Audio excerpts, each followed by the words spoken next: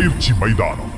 இளமை தோற்றமுடைய ராமன் வில்லும் அம்பும், வாள், கதை, குதிரை சவாரி, யுத்த கலைகளை குருக்களிடமிருந்து கற்றுக்கொள்கிறான்.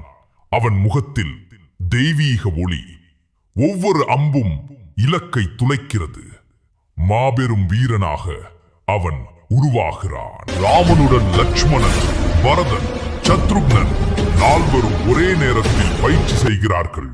நால்வரும் மகா வீரர்களாக வளர்கிறார்கள். போர் பயிற்சியில் மண்ணே அதிரும். அடர்ந்த வனம், அமைதியாக தவம் செய்யும் முனிவர்கள், அக்கினி ஹோமம், மந்திர ஒளிகள், தெய்வீக அமைதி. திடீரென வானம் இருண்டு விடுகிறது.